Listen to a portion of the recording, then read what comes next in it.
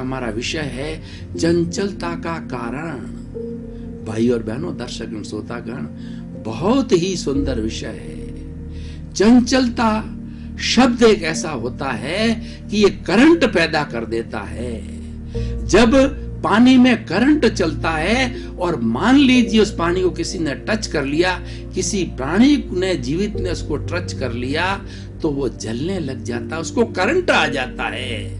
और उसके साथ साथ के अंदर, वो पानी के अंदर करंट चलने से उसमें भी वाइब्रेशंस होती है, टर्बुलेंस होती है। आपने कभी देखा होगा, तो हम पानी को भगोले में उबालते हैं, तो जब उबलने लगता है तो छोटे छोटे परमाणु जो है वो चंचल हो उठते हैं। ये चंचलता विषय ये है कि व्यक्ति के अंदर जो है वो हड़बड़ाहट पैदा कर देते हैं। व्यक्ति चंचलता दो तरह की होती है। एक उपयोगी चंचलता। उपयोगी चंचलता क्या होती है कि वक्त पड़े जब आपको अच्छी प्रस्तुति देनी चाहिए, और वक्त पड़े तो इस शरीर को चंचल का मतलब योग्य बना करके कुछ सेवा का कार्य करें, और जब काम पड़े तो भीतर सकारात्मक सोच की चंचलता लाएं। ये तो अच्छा है, लेकिन दूसरे तरह की चंचलता वो अधोगति को जाती है।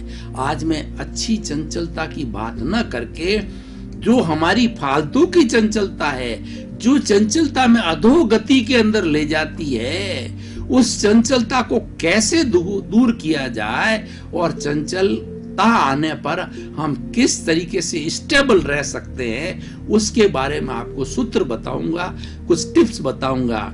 सबसे पहले हम ये बताना चाहते हैं कि चंचलता तीन चीजों से होती है। मन की चंचलता, वचन की चंचलता और काया की चंचलता। मन की जब चंचलता होती है तो हमारा मन व्यग्र हो जाता है। हमारे मन के अंदर जो है विचारों का तांता लग जाता है। एक विचार गया नहीं, उसके पहले दूसरा विचार, यानी कई साइड के अंदर विचार खड़े रहते हैं, और विचार का अंदर तांता होते होते हम इतने बोर हो जाते हैं, कई बार व्यक्ति तो पागल हो जाता है।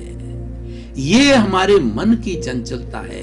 वचन की चंचलता में व्यक्ति अगर गुस्से में आ जाता है, इतना बड़बड़ाता है, इतना बोलता है, उसको कुछ पता ही नहीं है, शराब पी लेता है व्यक्ति, तो इतना चंचल हो जाता है कि उसको भाषा का ही ज्ञान नहीं है कि सामने मेरी बेटी है, कि मेरी माँ है, कि मेरी पत्नी है, कि सामने क्या है, वो सिर फोड़ लेता है, नाली में चला जाता है, नाली के अंदर उसको होश ही नहीं रहता है। वो मानव से दानव बन जाता है, पशु से भी वो गया बीता बन जाता है। ये हो गई हमारी वाणी की चंचलता। और इतना अपशब्द बोलता है, गालियां देता है, और किसी से तू मैं करता है, लड़ाई करता है, झगड़ा करता है। ये सब वाणी की चंचलता है। और तीसरी शरीर की चंचलता होती है। शरीर की चंचलता में व्यक्ति किसी को थप्पड़ मार देता है, मर्डर कर देता है, कामुक हो जाता है, और ऐसे घृणित कार्य कर बैठते हैं, उसको नहीं करने चाहिए। आज देखिए जो रेप के केस हैं, बड़े बड़े साधु सन्यासी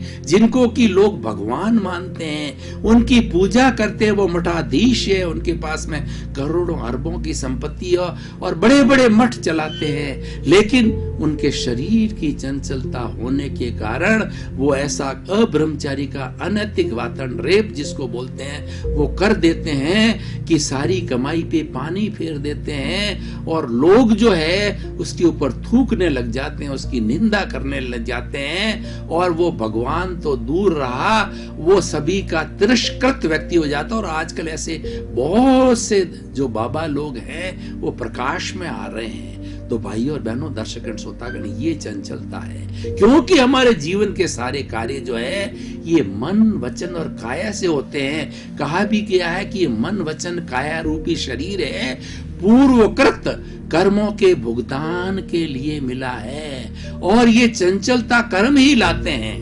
कैसे लाते हैं, मैं आपको गंगोत्री में ले जाना चाहता हूं कि गंगा जो हरिद्वार से, गंगा जो इलाहाबाद के पास में आती है और आगे जाके समुद्र के अंदर गिरती है, वो आती कहां से?